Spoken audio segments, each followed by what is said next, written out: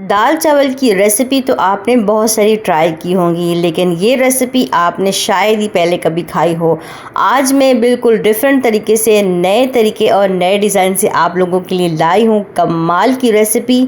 Design, ये कोई कपड़े का डिज़ाइन है, खैर गलती से मुंह से निकल गया।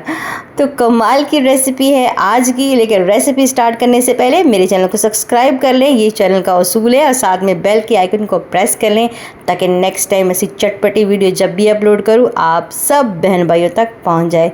चलिए जी रेसिपी को स्टार्ट कर लेते हैं। बिस्मिल्लाहिर्रहमानिर्रहीम। सबसे पहले यहाँ पर मैंने एक प्यारा सा खूबसूरत सा मिट्टी का बाउल ले लिया है और इसमें हम भिगो कर रखेंगे अपनी दाल। वो पंजाबी में कहावत है ना कि साड़ी दाल नहीं गलेगी, लेकिन आज जो बनाएंगे ना हम जो दाल, ये सबकी गल जाएगी। सबसे पहले यहाँ देखिए मैंने 1 कप जो है वो मसूर की दाल ले ली है और उसके साथ मैंने ली है 1 कप मूंग की दाल। ये दोनों दाल हमने अच्छे तरीके से वॉश करके इनको भिगो कर रख देना है।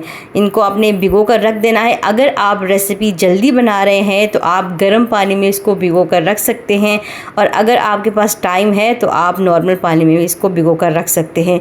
ठीक हो गया जी। सबसे पहले आपने दाल को लाजमन भिगो के रखना है, क्योंकि अगर हम दाल को भिगो कर रखेंगे तो ये बहुत अच्छे से गल जाएगी। अगर हम ऐसे ही इस्तेमाल करेंगे तो ये इसमें थोड़ा सा दरदरापन जो है वो रह जाता है। ठीक हो गया जी। दाल हमने सबसे पहले भिगो लेनी है, उसको कर लेना है साइड पर। यहाँ पर मैंने ली है कढ़ाई और इसमें मैंने डाल दिया है आधा कप कुकिंग ऑयल।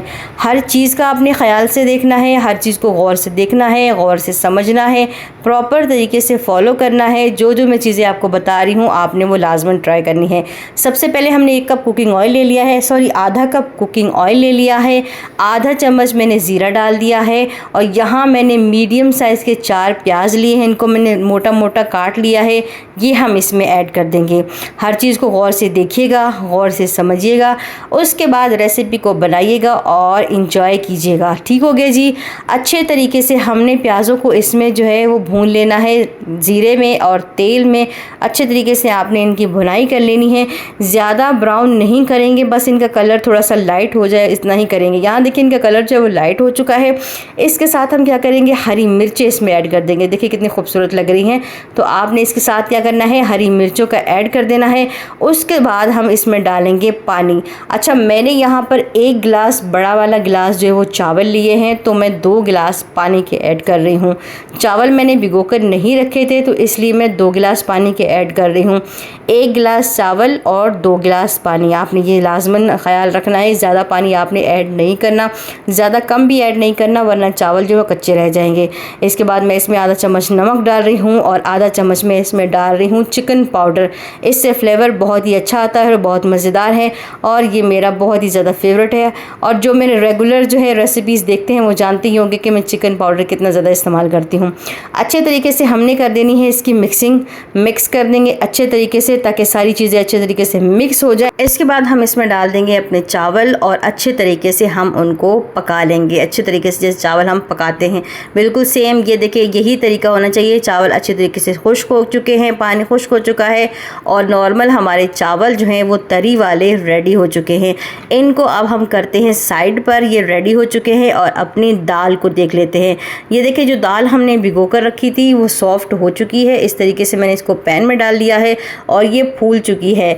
तो अब हम क्या करेंगे, अब हम इसमें मसाले डालेंगे। मसाले हमारे कुछ यूँ हैं, आधा चम्मच इसमें चिकन पाउडर है, आधा चम्मच लाल मिर्ची है, आधा चम्मच हल्दी है, हस्बे जायका नमक है और आधा चम्मच गरम मसाला है। ये सारे मसाले हमने इसमें डाल देने हैं और अच्छे तरीके से हमने इस चीज़ को मिक्स कर देना है।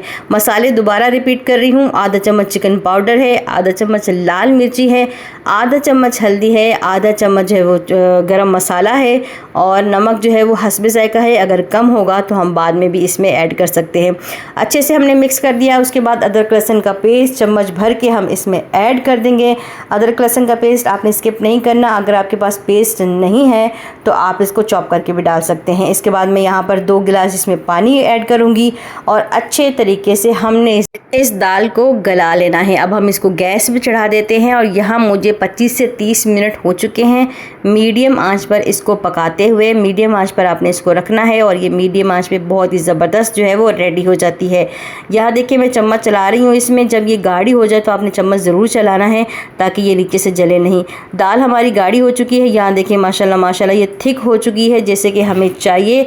इसके बाद मैंने इसे खूब सारा हरा धनिया इसमें ऐड किया है और अब हम इसमें पगार लगाएंगे। यहाँ पर मैंने लिया है आधा चम्मच ज़ीरा और आधा चम्मच राई दाना। ये मैंने इसमें आधा कप जो है वो कुकिंग ऑयल ले लिया था, उसमें मैंने गर्म करके ये इसके ऊपर तड़का लगा दिया जैसे कि नॉर्मल हम तड़का लगाते हैं।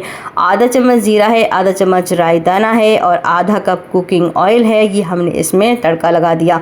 माशाल्लाह से हमारी रेसिपी बन के रेडी है। ये मेरे हस्बैंड बाहर से टिक्कियाँ लेकर आए थे, बहुत ही मज़े की हैं दाल की, तो मैंने इसके साथ इंजॉय की, बड़ा ही मज़ा आया।